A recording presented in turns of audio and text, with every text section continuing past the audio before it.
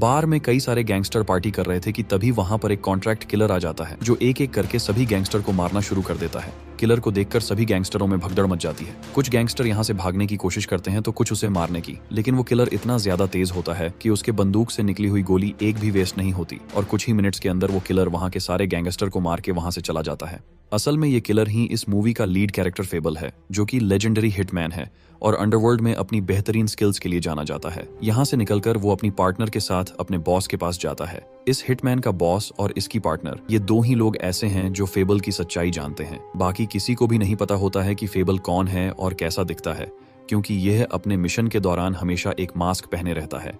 यहाँ पर फेबल अपने बॉस से अपने अगले मिशन के बारे में पूछता है। फेबल का बॉस कहता है कि हमारी ऑर्गेनाइजेशन अब लोगों की नजर में आने लगी है, जिस कारण हम कुछ समय के लिए इस ऑर्गेनाइजेशन को बंद कर रहे हैं। इसीलिए तुम्हें अगले 1 साल तक नॉर्मल क्राइम फ्री जिंदगी जीनी होगी और इस 1 साल में तुम किसी को भी नहीं मारोगे। इसके बाद बॉस इन दोनों को एक नई आइडेंटिटी देता है और कहता है कि आने वाले 1 साल तक तुम दोनों को एक भाई बहन की तरह रहना होगा ताकि तुम पर किसी को शक ना हो। फेबल ने आज से पहले कभी भी नॉर्मल लाइफ नहीं जी थी, जिस वजह से ऐसा करना उसके लिए थोड़ा चैलेंजिंग होने वाला था। फेबल का बॉस कहता है कि जहां ओसाका सिटी में तुम जाने वाले हो, वहां की एक गैंग से हमारा कांटेक्ट है, वो तुम दोनों का वहां पर रहने का इंतजाम कर देंगे।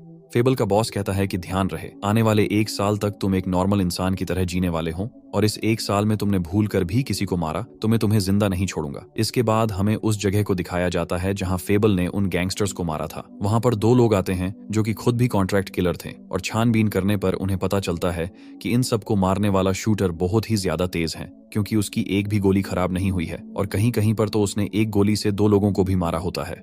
तभी उनमें से एक कहता है कि इन सब के पीछे कहीं लेजेंड फेबल तो नहीं। ये सुनकर दूसरा कहता है कि हमने सिर्फ उसकी कहानियां सुनी है, वो हकीकत में है या फिर नहीं, किसी को भी नहीं पता। इसके बाद दोनों डिसाइड करते हैं कि अगर फेबल सच में है तो हम उसे ढूंढ कर मार देंगे और इसके बाद हम लेजेंड फेबल बन जाएंगे। इन दोनों का मिशन फेबल को ढूंढ कर खत्म करना होता है ताकि उसे मारने के बाद यह दोनों जापान के सबसे बड़े कॉन्ट्रैक्ट किलर बन सकें। इसके बाद हम उसी गैंग को देखते हैं जिनके पास फेबल रहने के लिए आ रहा था। फेबल के आने से ये लोग परेशान होते हैं क्योंकि उन्हें पता होता है कि फेबल कितना ज्यादा खतरनाक है। इसके बाद गैंग का डायरेक्टर इबिहारा फेबल और उसकी पार्टनर को एक घर में शिफ्ट कर देता है। अब रात में फेबल अपनी पार्टनर के साथ बाहर घूम रहा था, तभी 2 लोग आकर इन्हें बेवजह परेशान करने लगते हैं। फेबल के बॉस ने उसे किसी भी इंसान के सामने अपनी फाइटिंग स्किल्स को दिखाने से मना किया था, जिस कारण वो उनसे मार खाता रहता है। उन लोगों के जाने के बाद यहाँ पर एक लड़की आती है जो कि फेबल की मदद करके वहां से चली जाती है। फेबल भले ही एक ट्रेन किलर है, लेकिन कुछ बातें उसमें बिल्कुल बच्चों जैसी हैं, जैसे कि खाने की चीज अगर थोड़ी सी भी गर्म हो तो वो उसे नहीं खा पाता। और इसके साथ जापान का एक टीवी शो का कॉमेडियन है जो कि उसे बहुत ही ज्यादा फनी लगता है।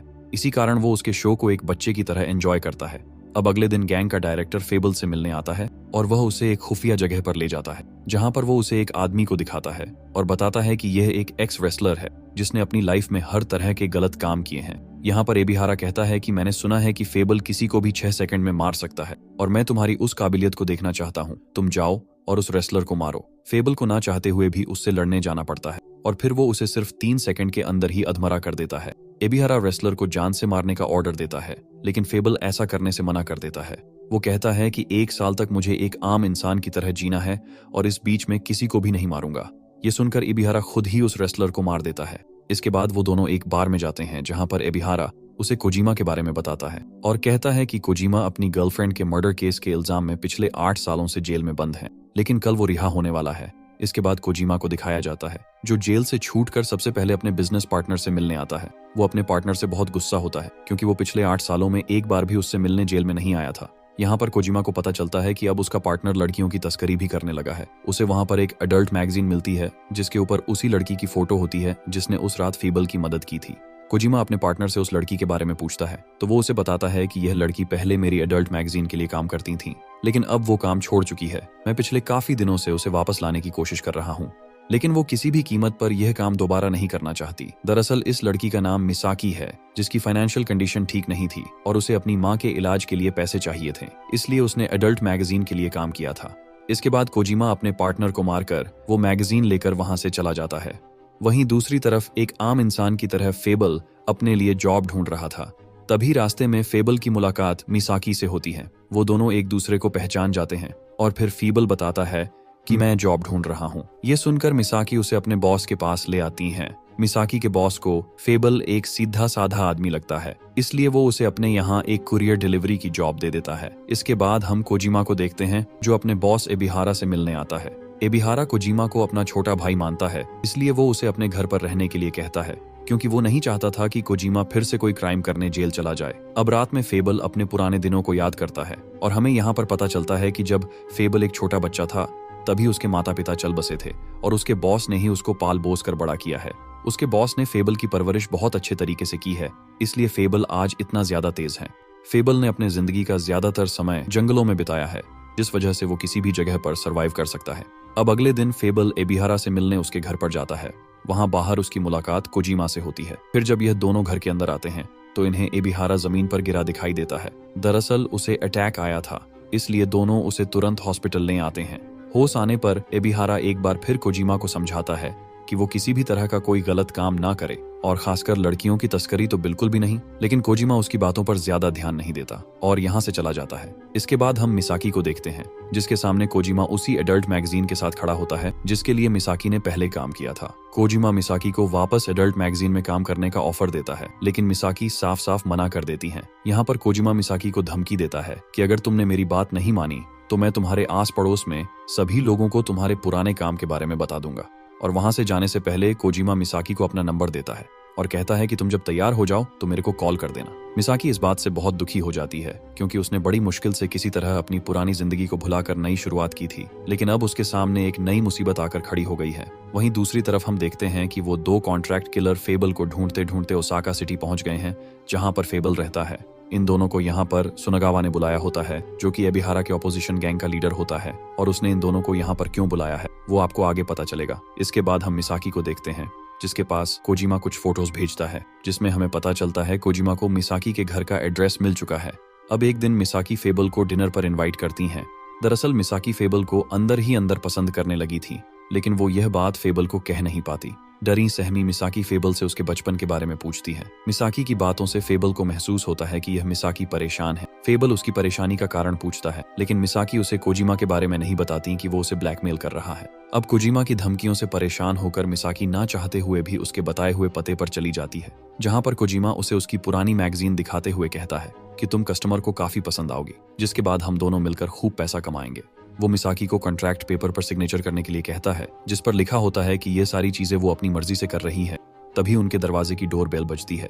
कोजिमा देखने जाता है कि बाहर कौन है कि तभी हमें यहाँ से डायरेक्ट एबिहारा को दिखाया जाता है, जो घबराया हुआ फेबल के घर उससे मिलने आता है और कहता है कि मैं काफी समय से कोजिमा को कॉल करने की कोशिश कर रहा हूँ, लेकिन वो उठा नहीं रहा है, इसीलिए मेरे को लगता है कि शायद उसे किसी ने किडनैप कर लिया है। एबिहारा उसे यह भी बताता है कि मुझे खबर मिली है कि मेरे दुश्मन सुनागावा ने टोक्यो से शार्प शूटर्स को बुलवाया है। एबिहारा की बहुत ज्यादा रिक्वेस्ट करने पर फेबल उसकी मदद करने के लिए तैयार हो जाता है और वो एबिहारा की कार लेकर कोजिमा के घर पर आता है और यहाँ पहुंचकर वो सबसे पहले अपनी इमेजिनेशन से पूरे क्राइम सीन को समझता है।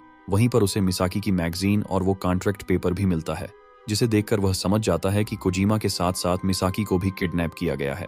फेबल एबिहारा को कॉल करता है और उसे सारी बात बताता है। साथ ही वो उससे सुनागावा का ठिकाना भी पूछता है, जो शहर से दूर एक पुराना गोदाम होता है। वहीं दूसरी ओर सुनागावा अपने साथियों के साथ कोजिमा को टॉर्चर कर रहा होता है। दरअसल जेल से छूटने के बाद कोजिमा ने अपने जिस पार्टनर को मारा था वो सुनागावा के लिए काम करता था, और अब सुनागावा को लगता है कि कोजिमा ने उसे एबिहारा के कहने पर मारा था। वही फेबल किडनैप हुए दोनों को छुड़ाने का प्लान बनाता है, और जब ये बात उसकी पार्टनर को पता चलती है तो वो उसे अपने बॉस की बात याद दिलाती है और उसे ऐसा करने से मना करती है। फेबल उसे बताता है कि कोजिमा के साथ साथ मिसाकी को भी किडनैप कर लिया गया है, और जब से मैं इस शहर में आया हूँ तब से मिसाकी ने मेरी बहुत मदद की है और वो एक बहुत ही अच्छी लड़की है। ये सुनने के बाद वो भी फेबल की मदद करने के लिए तैयार हो जाती है। यह मिशन फेबल के लिए बहुत ही मुश्किल होने वाला था, क्योंकि इस मिशन के दौरान उसे किसी की भी जान नहीं लेनी है, इसलिए वो इस मिशन को पूरा करने के लिए कुछ खास तरह की गोलियां बनाता है, जिसके लगने पर दर्द तो हो लेकिन किसी की जान ना जाए। उधर फेबल के बॉस को भी सब कुछ पता चल जाता है और वो एबिहारा से मिलने हॉस्पिटल आता है। बॉस उसे धमकाते हुए कहता है कि तुम्हें इस काम के लिए फेबल को राजी नहीं करना चाहिए था, क्योंकि अगर इस मिशन में फेबल ने किसी की भी जान ली तो मैं उसे मार दूंगा। वही अब फेबल अपनी पार्टनर के साथ सुनागावा के ठिकाने पर पहुंच जाता है। वो अपनी पार्टनर को बाहर छोड़कर खुद अकेला ही अंदर चला जाता है। सुनागावा का एक आदमी मिसाकी के साथ जबरदस्ती कर रहा था कि तभी वहां पर फेबल आकर उसे बचा लेता है। फेबल ने मास्क पहन रखा था, इसीलिए मिसाकी उसे पहचान नहीं पाती। टोक्यो के वो शार्प शूटर भी बहुत ज्यादा एक्साइटेड होते हैं क्योंकि आज उनका सामना अर्बन लेजेंड फेबल से होने वाला था। फेबल मिसाकी को एक सेफ जगह पर छोड़कर कोजिमा को बचाने निकल जाता है। सुनागावा ने कोजिमा को गोडाउन के बीच में एक कुर्सी से बांध के रखा था ताकि फेबल जैसे ही उसे बचाने यहाँ पर आए तो यह लोग उसे मार दे, लेकिन फेबल इनकी सोच से कहीं ज्यादा चालाक होता है। वो यहाँ आकर सुनागावा के आदमियों को धूल छटाकर कोजिमा को बचा भी लेता है। वो कोजिमा को भी उसी जगह ले जाता है जहाँ पर उसने मिसाकी को छोड़ा था, लेकिन कोजिमा की गलती की वजह से उन गैंगस्टर को पता चल जाता है कि यह दोनों यहाँ पर छुपे हुए हैं। इसके बाद गैंगस्टर और फेबल की फाइट शुरू हो जाती है। फाइट के दौरान फेबल कोजिमा को भी मारता है क्योंकि वो अपनी बेवकूफियों की वजह से फेबल की मुश्किलें बढ़ा रहा था। टोक्यो से आए उन दोनों शार्प शूटर में से एक मिसाकी को पकड़ने उसके पीछे जाता है और दूसरा फेबल को मारने उसके पास जाता है। फेबल और उस शूटर में जबरदस्त फाइट होती है जिसके दौरान इन दोनों की गन आपस में बदल जाती है और लास्ट में ये दोनों एक दूसरे पर गोली चला देते हैं। शूटर के पास फेबल की बंदूक थी जिसके अंदर नकली गोलियां थीं, जिस कारण फेबल की जान बच जाती है और फेबल ने भी उस शूटर को कुछ इस तरह से गोली मारी थी कि गोली उसे छूकर चली गई थी, जिस वजह से उसकी भी जान बच जाती है। वहीं दूसरी तरफ फेबल की पार्टनर मिसाकी को दूसरे शूटर से बचा लेती है। सुनागावा के सभी आदमियों को मारकर फेबल उन दोनों को यहाँ से बचाकर ले जाता है और फिर मिसाकी को घर पर ड्रॉप कर देता है और कोजिमा को लेकर एबिहारा के पास जाता है। यहाँ एबिहारा को कोजिमा की सारी सच्चाई पता चल जाती है और वो उससे काफी नाराज होता है। वह उसे कहता है कि मैंने तुम्हें समझाया था कि कभी भी लड़कियों की तस्करी जैसा घटिया काम मत करना, लेकिन तुमने मेरी बात नहीं मानी। कोजिमा माफी मांगता है और कहता है कि आज के बाद मैं ऐसा काम कभी नहीं करूंगा, लेकिन एबिहारा जानता है कि कोजिमा कभी नहीं सुधर सकता, इसलिए वो उसे मार देता है। अब अगले दिन मिसाकी फेबल से मिलने उसके घर आती है और यहाँ पर वो उसे चुपचाप देखने लगती है और ऐसा लग रहा था कि जैसे उसे पता हो कि फेबल ने ही उसे बचाया हो, लेकिन फेबल अपनी सच्चाई किसी को भी नहीं बताता। फेबल के बॉस को भी टोक्यो से आए उन दोनों कॉन्ट्रैक्ट किलर के बारे में पता चल गया होता है, इसीलिए वो सुनागावा के ठिकाने पर जाकर उन दोनों को मार देते हैं क्योंकि वह जानते थे कि जब तक यह दोनों जिंदा रहेंगे वो फेबल का पीछा करते रहेंगे। बॉस को इस बात से खुशी होती है कि फेबल ने इस पूरे मिशन में किसी की भी जान नहीं ली। इसके बाद हमें दिखाया जाता है कि खून खराबे से दूर फेबल अपनी नॉर्मल लाइफ को एंजॉय कर रहा है और इसी के साथ यह कहानी यहीं पर खत्म हो जाती है। उम्मीद करते हैं कि यह कहानी आपको पसंद आई होगी और अगर पसंद आई तो लाइक और शेयर करें एंड चैनल को सब्सक्राइब करके बेल आइकॉन प्रेस करें।